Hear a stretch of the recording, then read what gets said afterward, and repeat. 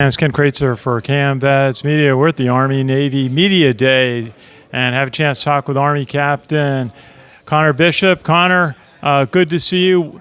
It's coming down the line.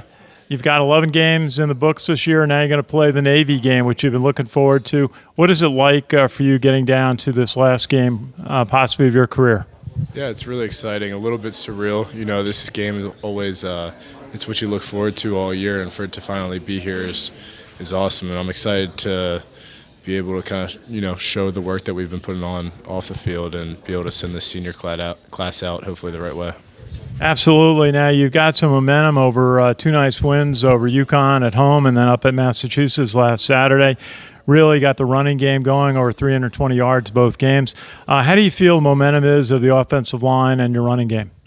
It's good. We've continued to improve every week, which is important just in terms of, our fundamentals and then also our depth and just having more guys who can play in the game. But, we've just been playing better the past 2 weeks, and we've talked about it earlier in the year. We just need to do the little things better our fundamentals and our assignments, and we've done that better in the past 2 weeks, and we saw some success. Very good. Now tell us, it's just amazing to see the toughness of Tyler, a quarterback, and you got the two big fullbacks, Jacoby Buchanan, Tyson Riley, and Isaiah Alston. You've got a lot of good players on your offense. What is it like working with that nucleus of players? It's awesome to be able to, be blocking and see Jacoby like on that touchdown, break a couple tackles and get in the end zone, or to see Isaiah's one-hand catch, or Markel Johnson had a really good run in that game. It's just, it's a good way to play complementary football, just as an offense and really with the team when you see other people going out and making plays, and, you hope to do the same and kind of return that favor for them. Do you have a highlight in the Army-Navy games that you've played in so far? Certainly 2020 was a memorable game at Mikey Stadium. Is there a moment that stands out for you?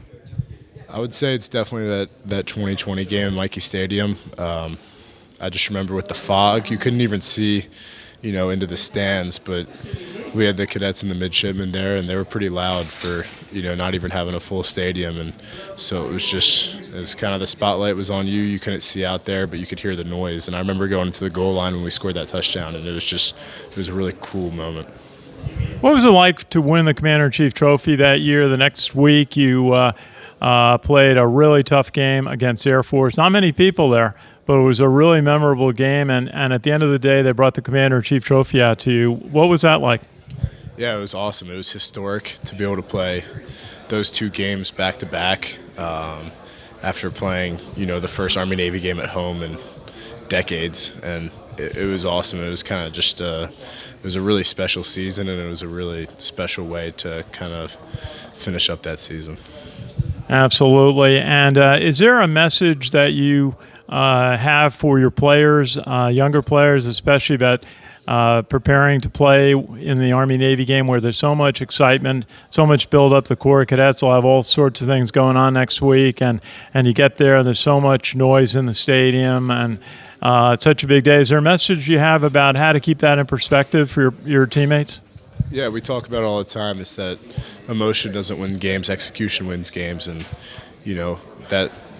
that's not more true than in any other game than this one, where there's going to be a lot of emotion built up, but whoever goes out and executes and does the fundamentals and their assignments better than the other team is going to win. So just focusing on those things, the things that are going to help us out in the field is the best thing to do. Very good. Now you're going to wear uniforms representing the 1st Armored Division, the unit that 80 years ago landed in North Africa and fought across North Africa in the start of the liberation of Europe. What does it mean to represent soldiers like that? It's awesome. Every week we get to go out and represent West Point and the Army, but to be able to specifically focus on the 1st Armored Division and their history and their story, and just such a monumental campaign in North Africa, and that story truly is inspirational, and it's awesome to be able to carry their stories on our jerseys and be able to represent them. Absolutely. And just a final thought about, is there a highlight of your West Point experience, what you've learned that's you're gonna take out with you when you go to the Army next year? Yeah, I think it's just being able to lead this team and it's an awesome group of guys, and it's a privilege to be able to lead them. And just those lessons learned and that privilege is definitely a big learning lesson. And I'm excited to be able to use what I learned next year in the Army. Connor Bishop, captain of the Army football team and the center. Great to see you, and best wishes against Navy next week. Thank you, Ken. Our pleasure is Ken Kraetzer for CaMMVetsMedia.